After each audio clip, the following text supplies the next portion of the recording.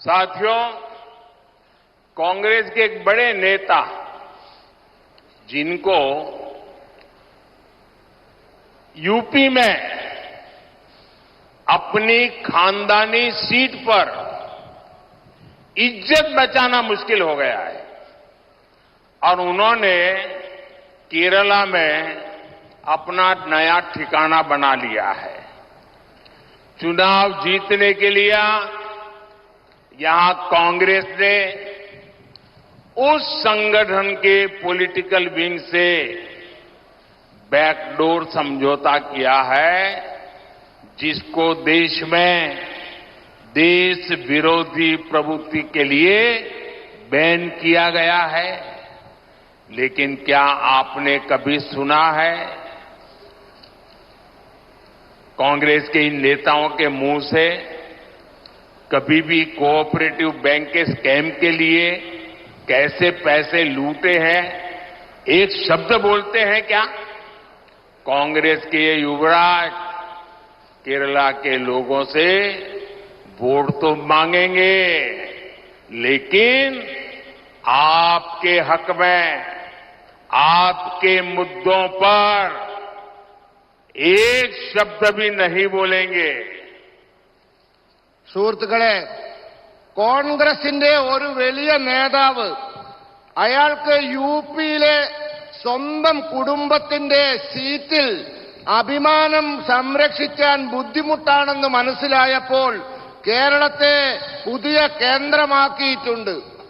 മാത്രവുമല്ല, തെരഞ്ഞെടുപ്പിൽ ജയിക്കാൻ വേണ്ടി അവർ രാഷ്ട്രീയ സഖ്യമുണ്ടാക്കിയിരിക്കുന്നത് രാജ്യത്ത് നിരോധിക്കപ്പെട്ട സംഘടനകളുമായിട്ടാണ്. എന്നാൽ ആ നേതാവ് സഹകരണ കൊള്ളയെപ്പറ്റി എന്തെങ്കിലും ഒരു അക്ഷരം പറഞ്ഞതായി നിങ്ങൾ കേട്ടിട്ടുണ്ടോ? കോൺഗ്രസിന്റെ യുവ നേതാവ് കേരളത്തിലെ ജനങ്ങളോട് വോട്ട് ചോദിക്കും, പക്ഷെ നിങ്ങളുടെ അവകാശങ്ങൾക്കായി, നിങ്ങളുടെ പ്രശ്നങ്ങൾക്കായി അതിനെ സംബന്ധിച്ച് ഒരക്ഷരം പറയില്ല. केरला के लोगों को एलडीएफ, यूडीएफ दोनों से सावधान रहना है।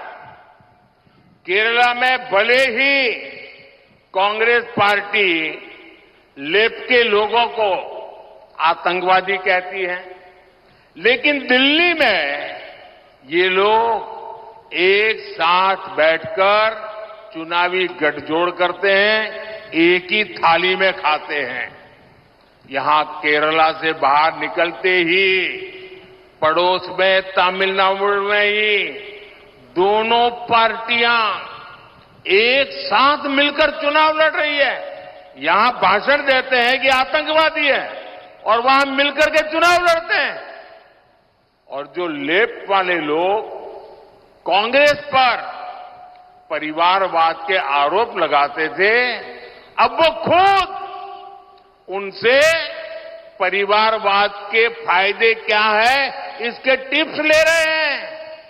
ये लोग इंडी अलायंस बनाकर साथ आए हैं क्योंकि ये जानते हैं कि मोदी इनके लूट के सब ठिकानों को ठप कर रहा है।